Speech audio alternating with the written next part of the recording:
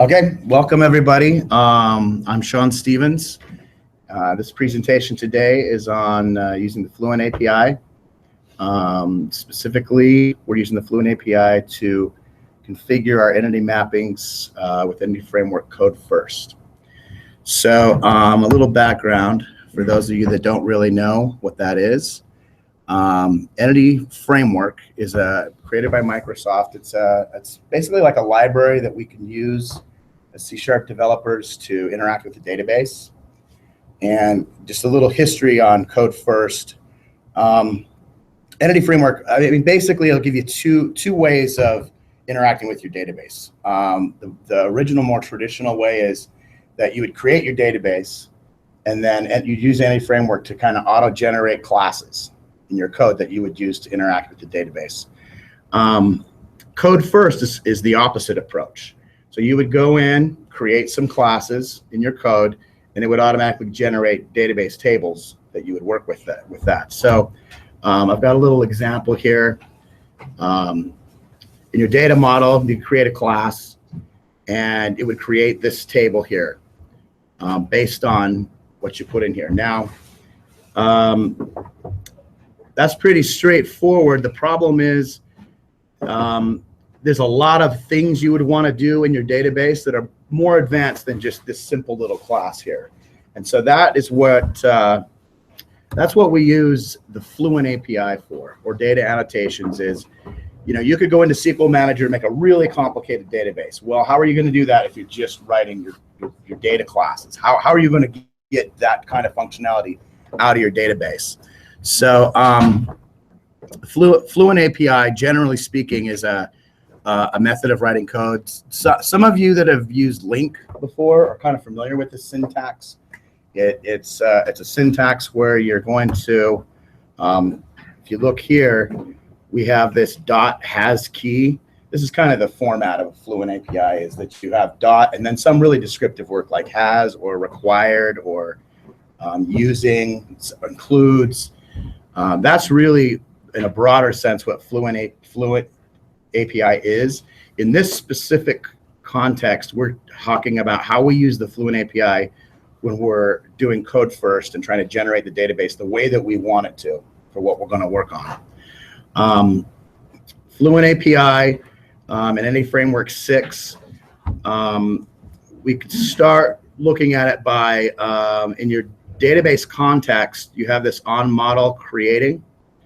And so for a pretty simple application, you can go in and just put in these configurations right here directly into the on model creating, if you don't have that many. And we're going to start there because we're just going to start looking at some examples, and we'll get into some more complicated examples as we go along. Okay, so there's really three areas that I'm going to talk about in this presentation. We're going to look at entity properties, entity relationships, and entity table inheritance. I'm going to get into all three of these areas in this presentation, and hopefully this will give you a good introduction to Fluent API and how you're going to use it. All right, so with this presentation, I've created an example solution, and it's available for download, and we'll put this link in the YouTube video, so you can go check out and download this solution file. It's got several different projects in here. For each of the three areas that we're looking at, properties, relationships, and inheritance, I've created two projects. One shows an example of how you would do these mappings using data annotations, and the other one shows a mapping using the Fluent API. And so you can see how you would do it in each way. And you'll also begin to understand where just using data annotations is a little limiting. There's a lot of functionality that only exists with the Fluent API. So, can I ask a question? Yes, go right ahead. When you can through the code first, anytime you create the classes, then you generate the database, right? And then later you come back and add in some fields or change it. And if you have a data on your database, you lose everything. And then because you're refreshing, this is the new version of the database, correct? Not necessarily. It depends on how complex your change is. With the entity code first, we have a concept of migrations, which, if you were to say just go in and add a field, that's pretty straightforward to just, it'll just go in and add that field for you. Sometimes, as we're developing a more complex application, there can be some pretty dramatic changes that that you would need to regenerate your database entirely. But one thing you can do to help mitigate that is that when you're migrating your database each time, it'll keep track of all the changes in these migration files, and you can actually go in and edit those and customize them a little bit to make a smoother transition. Especially if you're in a production environment, you don't want to blow away the database. So you can customize those migrations so that it's going to be a safer transition. Okay. So entity properties. We're going to look at creating how we create tables, how we create seed data, and how we access that data. So to start out, with the properties examples, we've got a pretty straightforward schema here. I mean, there's nothing exciting here. We're not really concerned with the relationships at this point. We're mostly just going to look at the different data types that we've put in there, because when you create your model, it's pretty simplified. A string is just going to be just created as n varchar max. I mean, there's these kinds of things going on. And so we're going to want to be able to customize these in a specific way. So in the project that I've set up, I've got a property project and I have a property mapped.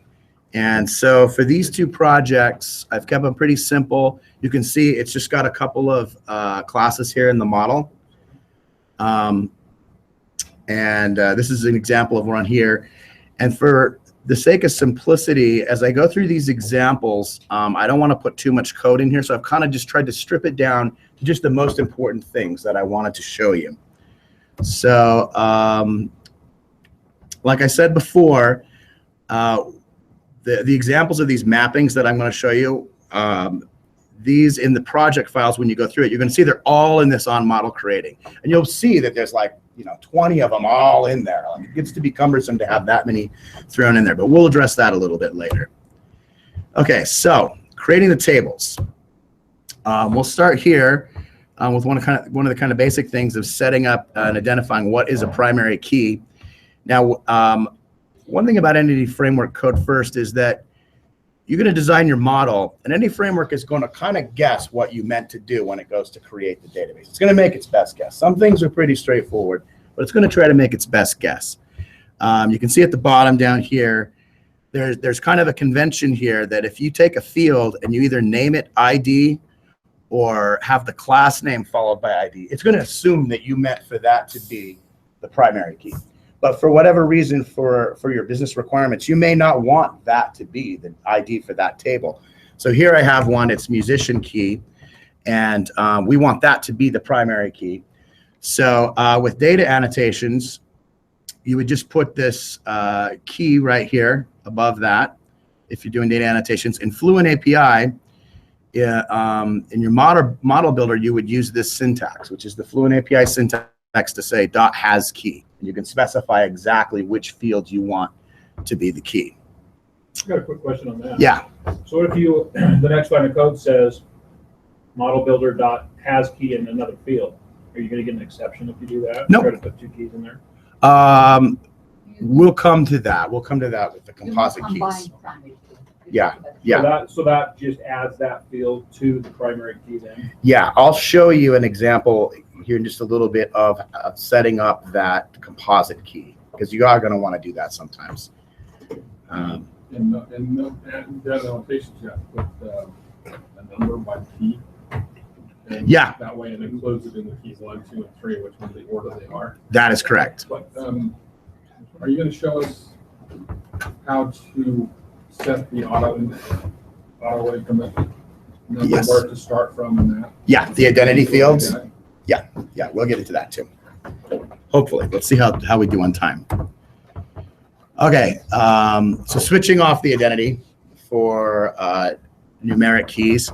So you can see here this field we've created, the track ID.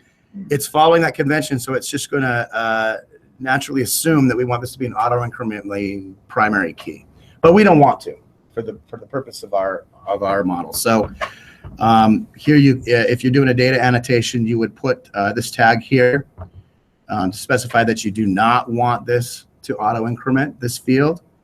And with Fluent API, you use this syntax, the dot property and dot has database generated option. Yeah, go ahead. So does just the database generated annotation or the has database generated option, do those indicate that that's key? Do you still have to do the previous annotation or method that we did before on the previous slide in addition to these? To Well, indicate these are keys? In this case, it's going to assume this is the key because it has ID on it. But yes, you would combine these and use this. This is just turning off the identity. So this is still the key of the table, but it would maybe a situation where you're going to have your own IDs that you're going to put in there, and you don't want to rely on that identity auto increment for that ID. You're going to define the ID. Get to do it and then you'll find out. Yeah, and that's a lot of fun too. Okay, so here we have the composite key. And like you said, when you're doing it with the data annotation, you have to put the order. You have to put the ID in there, the order ID. On Fluent ID, or Fluent API, that order is determined by the order that you put them here when you configure those two fields to be the key. And one thing you might start noticing here is that, and for some of you that have worked with this before, the data annotations can start to make your code a little bit confusing. You start getting a lot of those in there, it can become a little bit confusing. I prefer personally to use the Fluent API as often as I can, because you can see up here in the model, this code is much cleaner. And we've got kind of a separation of concerns here where we just focus on creating those field names and the data types. And then we use the Fluent API to set up these types of things. Okay, configuring an index on a property. The data annotation is pretty straightforward. Here, you can also see here that when you're using the Fluent API, you can just keep putting dot something because you may have many on a given field. There may be many things that you're going to want to do with that field to get it customized so that your database comes out exactly as you intended it to. This one's pretty forward, setting the column size. It defaults to max on a lot of these. Like I said, Entity Framework is going to try to guess at what you meant to do. But here we can implicitly say this is how we want this field to be defined in the database. This one, column name, the data type, and optimistic concurrency. When you're setting these up, you can see again, I've got several on here. Kind of a similar thing with the data annotations. You can put a lot of these on here. If you put too many, there could be conflicting. There could be problems for Entity Framework. So you do want to be a little bit careful and make sure that you know exactly what you're doing with these. So these types are database specific at this point, right? Yes. So you're now saying this is a SQL Server database versus Oracle or whatever, right? Yeah. You're specifying implicitly what that is for the database. Column size and changing the data type. This is a different example of changing the data type. Again, you can see that with Fluent API, we've just thrown a bunch of these on there. And in this case, this is a fixed length field of 3. It's an example of how we do that. Okay, so property precision. This is going to be one of those areas where we don't have a way to do that with data annotations, and you can only do that with the Fluent API. And this brings me to another point, which is if you want to do all of these configurations and data annotations, there is a way that you can do it. When you run into something like this, what you can do is you can create a custom data annotation. And in your custom data annotation, you're going to use the Fluent API. You would do this setting the precision for a decimal field. And then you could have only data annotations. But at some point with some of this functionality, you're going to have to use the Fluent API somewhere. So it'd be in that custom data annotation is where you would use your Fluent API. Configuring the not null column here, I have a string and I want it to be required, which is not the default way the entity framework would build that, but you can force it to. And same with setting a null column for an integer. So I want this integer to be nullable. And again, you can see here, we have this separation of concerns where we just build our model, pretty straightforward. And then in any framework, we put this kind of customization. Specifying not to map a property. So in this case, we, for whatever reason, want to have this field in our model, and we use this in our code, but we don't want it to go to the database. I mean, it could be calling some third-party web service or something else for that value, and it's not something that we want to have a database field for. So we tell any framework to not create that field in the database. Complex types. I'm not sure how many of you have worked with that before, but you can use complex types with both data annotations and the Fluent API. It's kind of an abstraction of you have a class, and you don't necessarily want to have a table for that class, but you have other classes you're going to create tables for, and they're going to include those fields.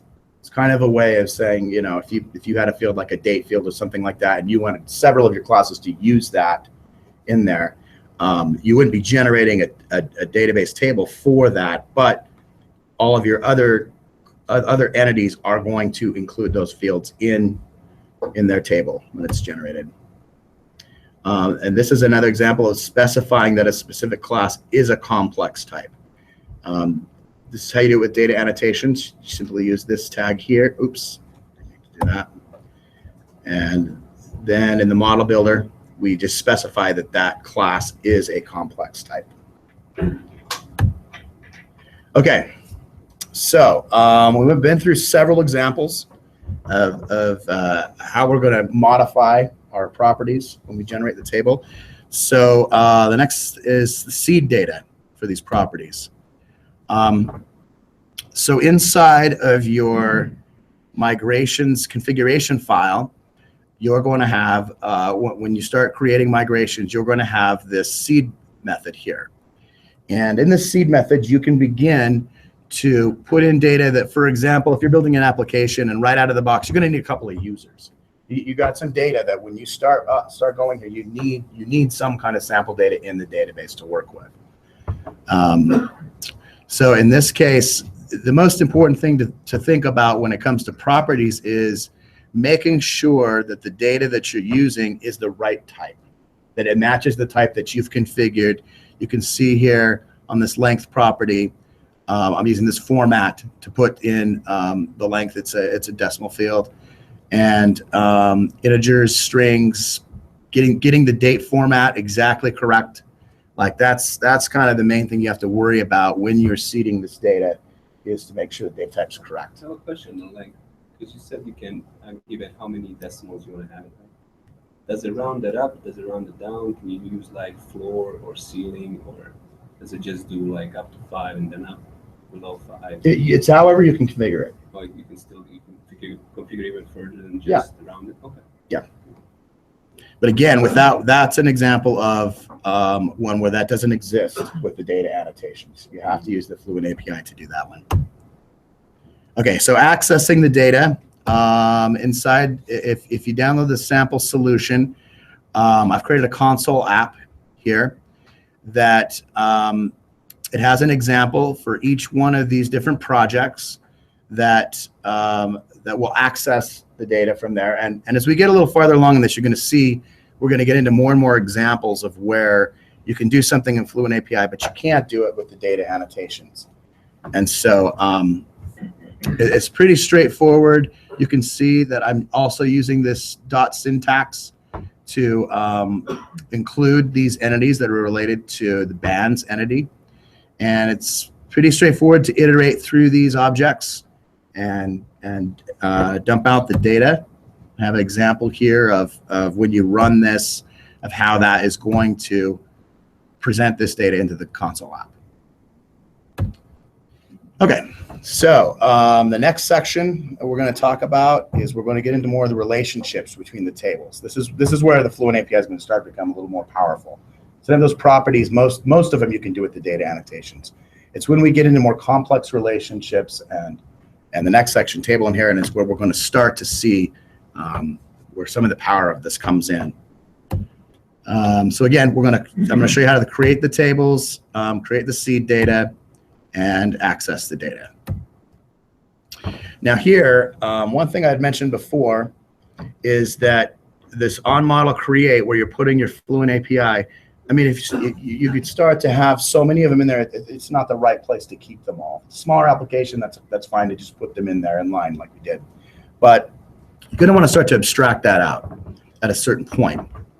And so we have the ability that we can create these separate mapping files, each one having its own configuration for that giving entity. I have this mapping directory that I've created in my projects, and there's a separate file for each one. This is an example of the account entity, and how we set the map up is just a little bit simpler than what we had before. But it's still using that dot syntax that has required customer with many accounts. It's still really straightforward. One of the great things about Fluent API is that it's much more readable. It's easier to read it and instantly understand what it is exactly that is than maybe if you have some kind of in the old days, you'd just write a method to do some kind of filtering, and you'd be jumping around in the code trying to figure out what exactly does this piece do. But here with many, I mean, it's much more straightforward to understand what it is that you're trying to do. All right, so creating the tables here. This first one is a 1 to 0 or 1 relationship. We're setting up between a customer and an address. This is an example of we're going to have a customer record, and we may or may not have an address record attached to that customer. And so how we set this up, with the data annotation, you're going to set that foreign key on the address ID. We're going to set the address ID to be, is going to be mapped to the customer ID. And with Fluent API, we're just going to do that has optional address with a required customer.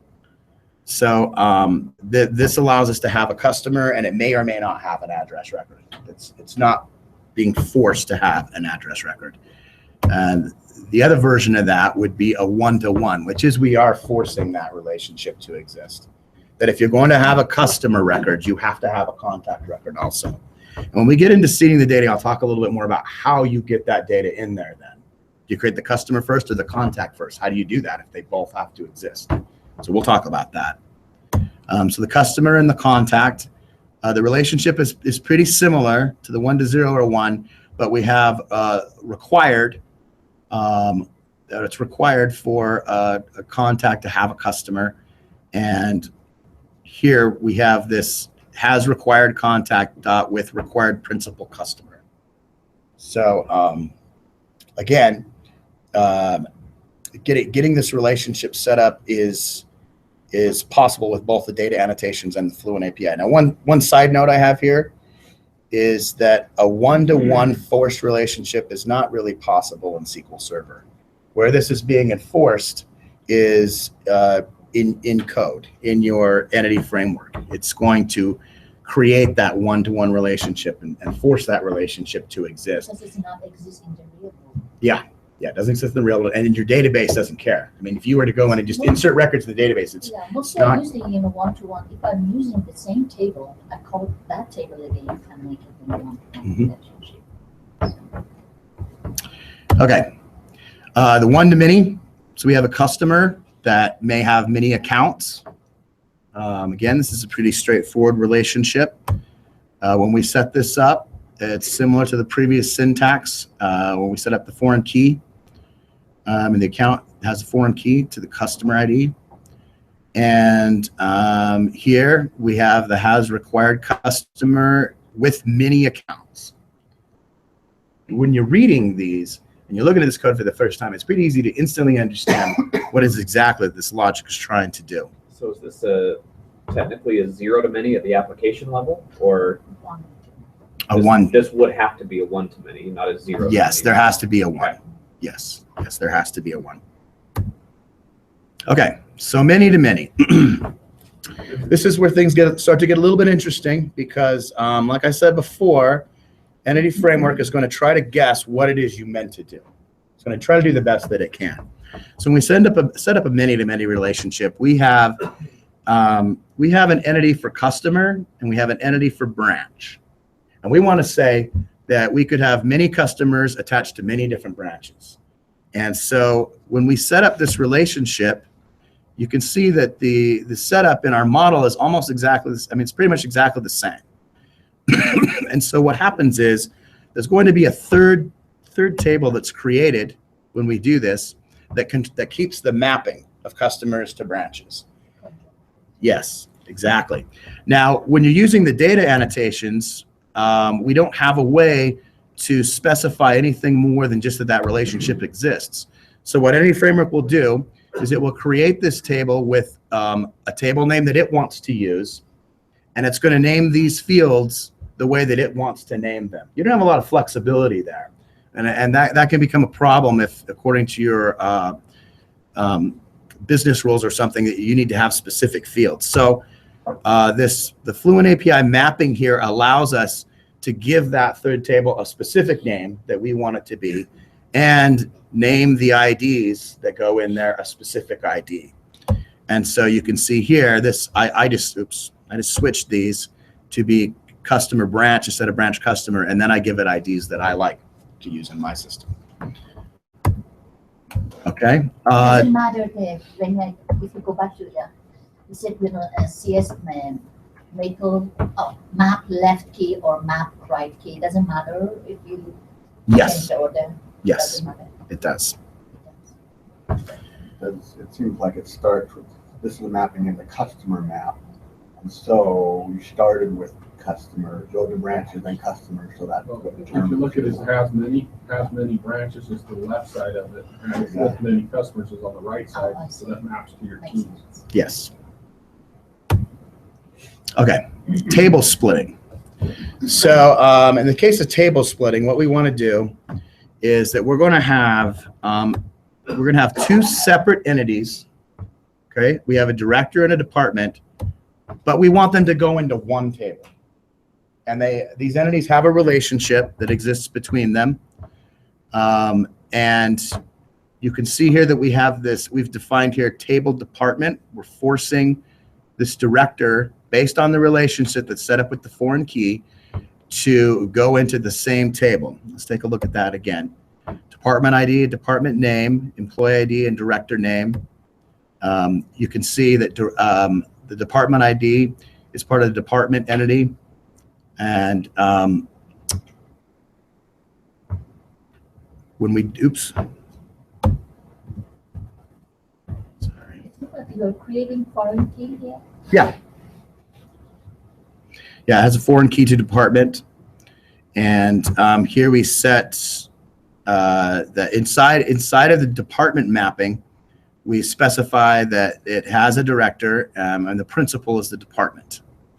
And it's forcing it to go to table department. In the director, we have to do a mapping as well. Tell it what the foreign key is and tell it which table to go into. The next thing is kind of the opposite of that. This is where we're going to do entity splitting, meaning we have one entity, but we want to save it into two separate tables. So we want to save certain fields into certain tables. So here, I've got a regional office is really what the entity is.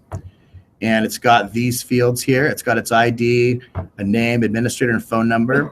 But I want to specify that these two fields, regional office ID, mainly you're going to have the office ID in both of them. They will both have that ID in them.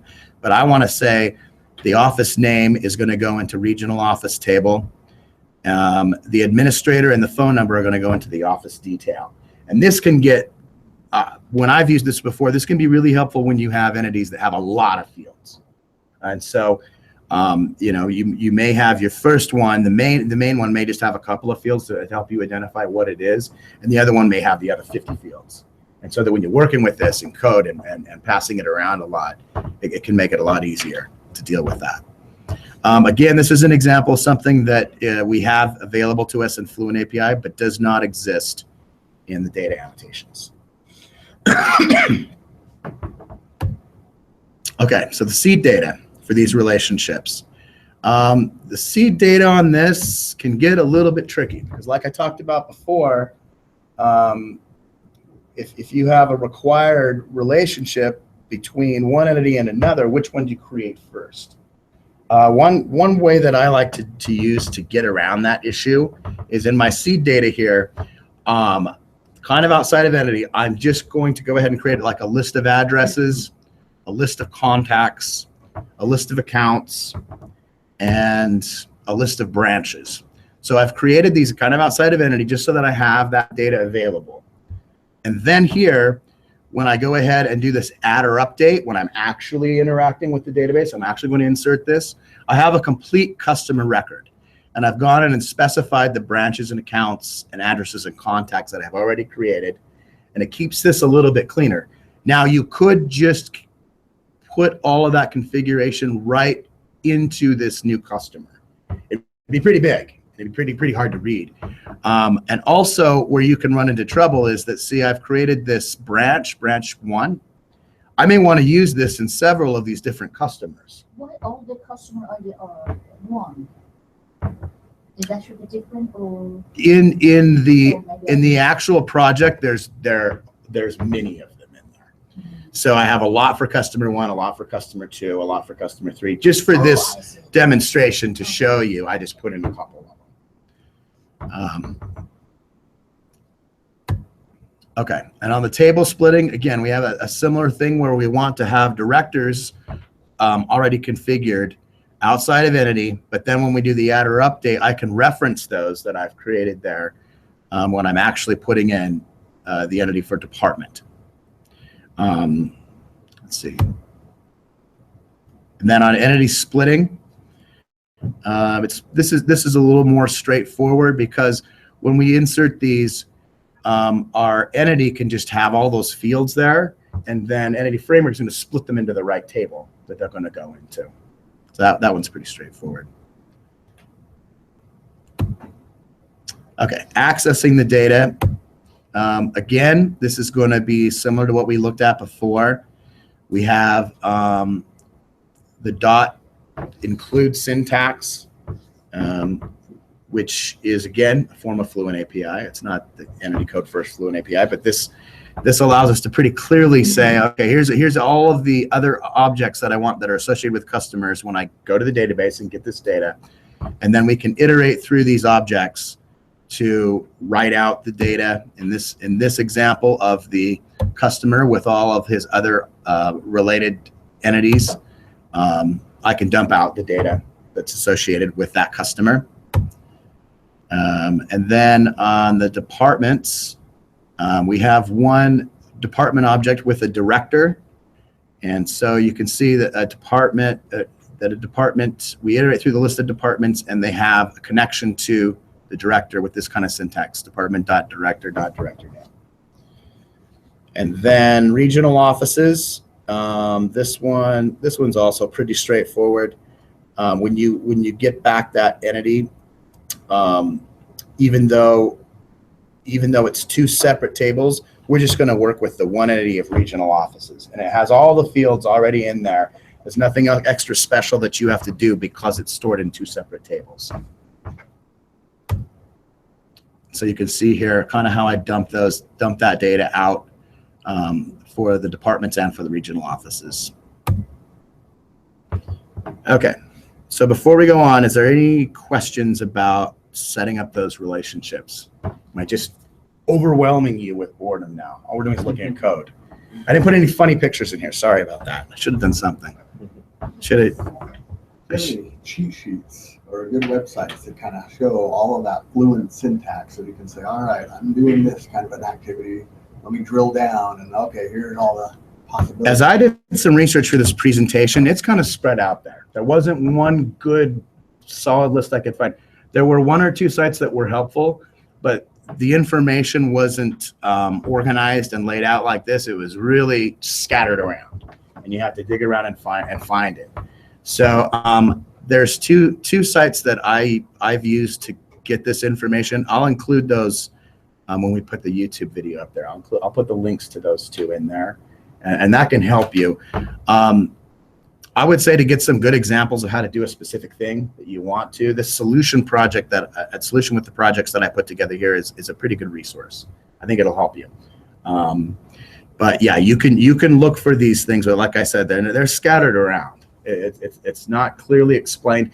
Another thing you'll find that I found is they'll come up with an example model with say 3 or 4 tables, and then they go through with examples, and every single example is modifying that exact same model, and that can be kind of cumbersome. You say, I want to see example of these 2 things. Well, you only have this one model, and it's either one or the other one. So it's one thing with the data annotation and the many-to-many relationship, I've got some problem with that in data annotation, but what is shown in the Fluent API definitely should be workable. I don't know, you guys didn't have any problem with the many-to-many relationship in data. I've had a number of saving issues where it doesn't save the internal, Yes. the middle column, the middle table. Doesn't do that. You've got Right? 2 in the list, and they're in the collection of the entity, but they don't make the 3rd. It doesn't middle work. table. yeah, I run into those same problems. Previously, I was just using the data annotations when I was doing this, and you run into those issues, and the Fluent API will help you work through those. Sean, you were saying that there has to be a one-to-many relationship. What if it's a zero-to-many? User, and they could have 3 or 4 bits of contact information separate, but they might not. That will break the database constraint on that. That will, yeah, that's you're gonna have to have the one set up, or else you have to change the relationship There is type an option to make it 0. With to that. many, with the not required. but not required on the other side. Okay. You Okay. can do that because that is actually very viable in a lot of database schemas. Sure. Okay, so table inheritance. We're going to take the relationships now and get a little bit more complicated on how we're going to set these relationships up. Again, I'm going to show you how to create the tables, how to create the seed data, and how to access the data, the table inheritance.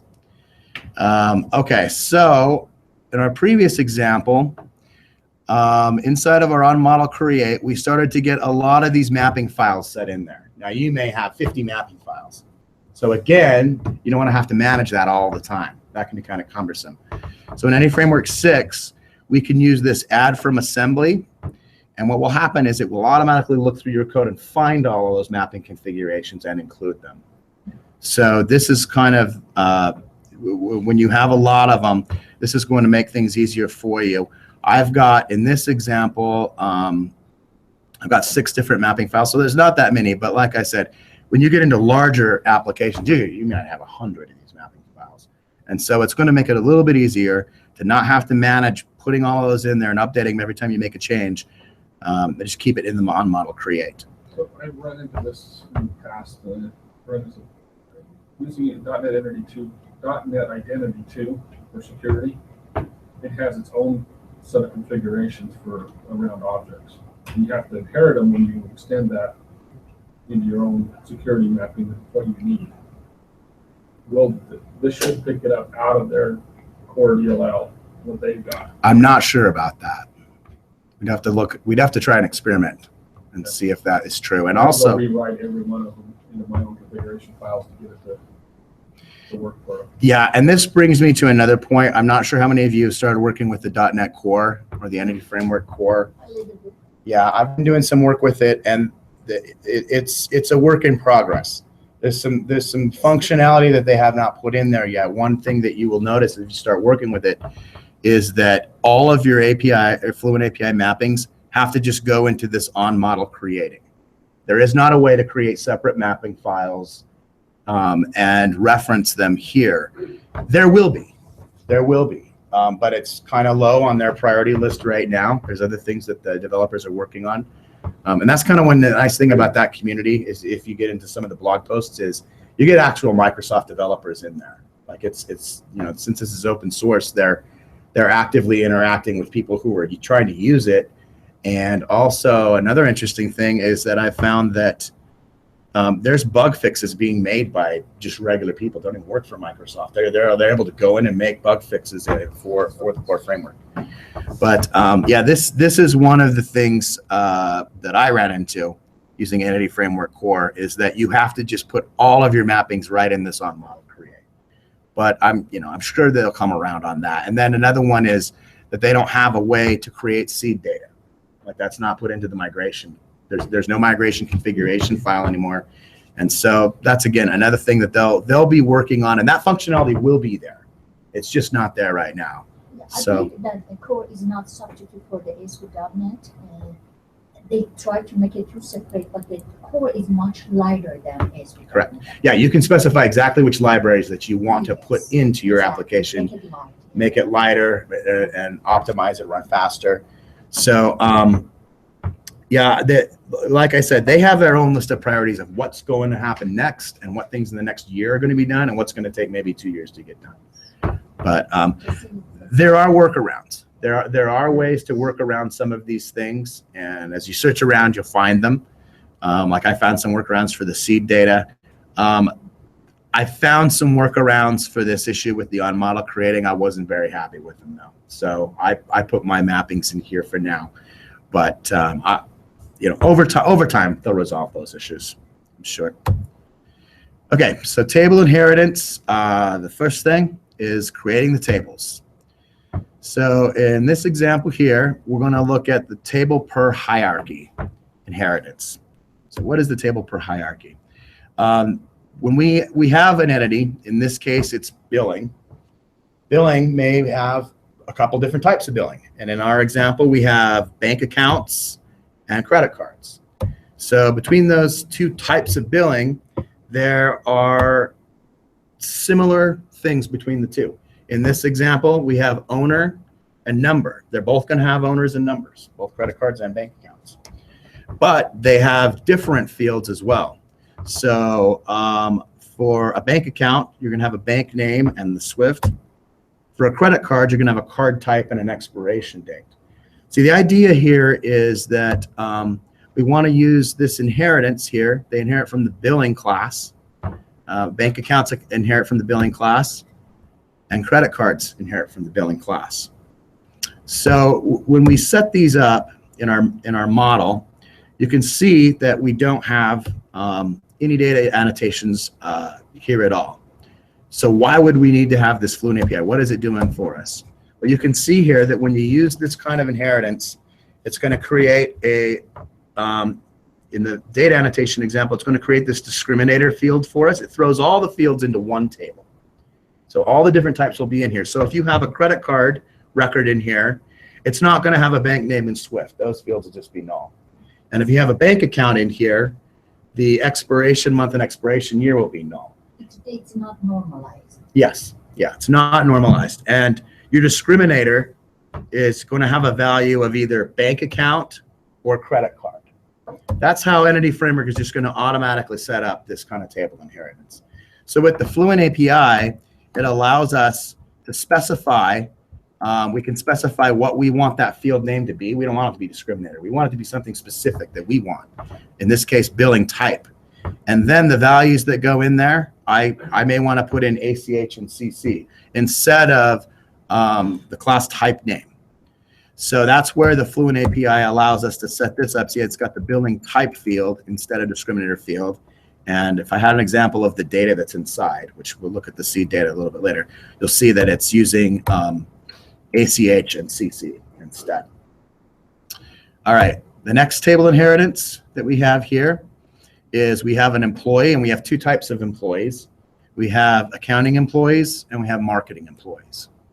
So in our example, first name and last name, accounting and marketing employees both have those fields. Accounting type of employees have a certification level and a security level. Marketing has a coach name and total sales.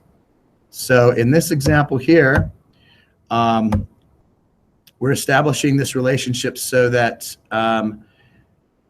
the type tables are broken out. We've normalized this a little bit. The type tables are broken out, and we have one central table that has the fields that are the same. And when we set this up with the data annotation, we just specify that you can see that this inherits from employee, and we want it to go into the employee accounting table, and inherits from employee, and we want it to go into the employee marketing table, these specific fields. The mapping, on the mapping side, you have to do this, you have to create an employee accounting mapping and an employee marketing mapping, and they just really just have that two table, specifying which table that data is going to go into. So the table per type is pretty straightforward, but I've been using this a lot lately. It's pretty powerful as opposed to that first method. But you will run into reasons why you need that first method. If you have something like a lot of generic types of things in your database, it can be helpful for that. Plus, more joins would be more expensive than the old way. Correct. But it's going to fill up that table with a lot more records, right? Exactly. And a lot of empty fields. One set of problems for another. Yeah, exactly. All right, so the table per concrete class. This is kind of the other opposite end of the spectrum. So what we're going to do is we have two types of customers. We have online customers. We have on-site customers.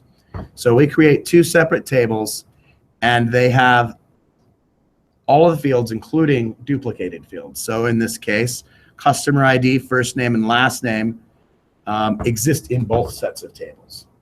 Okay, so there is not a way to do this type of inheritance with the data annotations. This is, again, something that's only available in the Fluent API. And so we set up our base class, our base customer. And again, the setup of these in our model is very similar to what we were doing before. The difference being that we use this map syntax so that we can specify that customers of type online are going to go to this table, and customers of type on-site are going to go into this table. So again, it just depends on what your business rules are of your application, on which of these types of table inheritance you might want to use. And like you said, there's trade-offs, obviously, whichever way that you choose to use. All right, so the seed data for these, you can see here that when I create this billing, I'm creating billing entity records. And when I do it, I can specify whether it's a bank account or whether it's a credit card. And I include the fields that are appropriate for that type. And you can see that there's on the billing ID, that there's going to be one ID, even though these are different types of billing objects, that there's one central ID between the different types. Okay, table per type, all right, is very similar to the table per hierarchy, and then also the table per concrete class will be very similar. That we can use this same syntax for all three of these, because from our model point of view, we're approaching it pretty similar from code. What the difference is how it's saved in the database, and Entity's handling that for us. So we don't really have to worry about that when we create the seed data. Okay, accessing the data.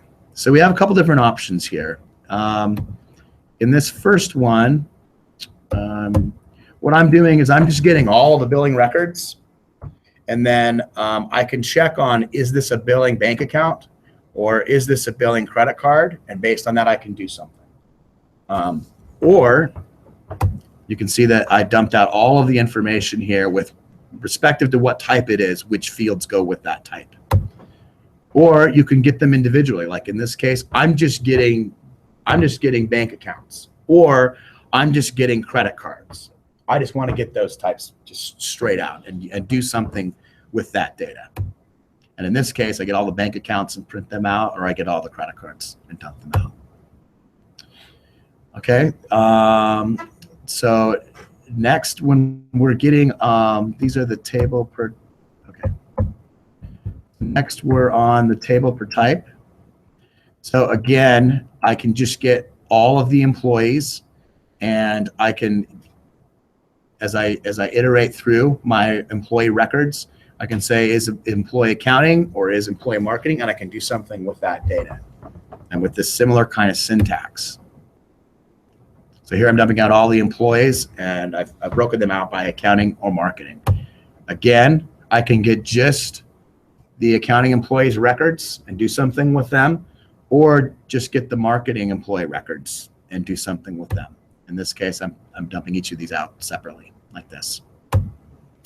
And lastly, again, you can start to see that whichever approach that you've taken, when you're going through these with code, they're all similar.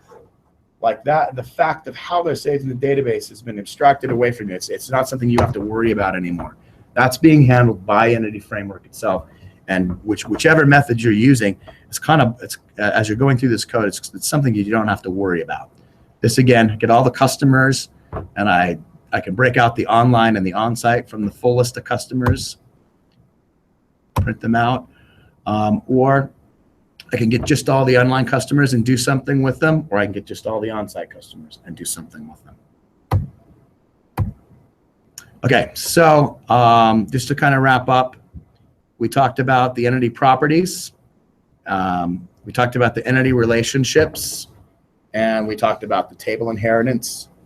And again, if you want to go take a look at the solution that I've created that has these projects in them, you can see all the examples of how you would set these up using data annotations or using the Fluent API.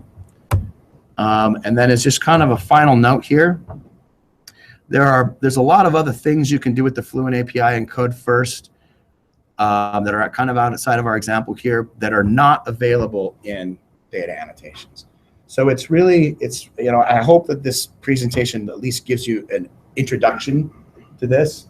And you can, as you're running into software problems and trying to figure out how to solve them, you've kind of got in the back of your mind, well, there's the Fluent API. Maybe I should look there and see if there's a way to solve this problem using that.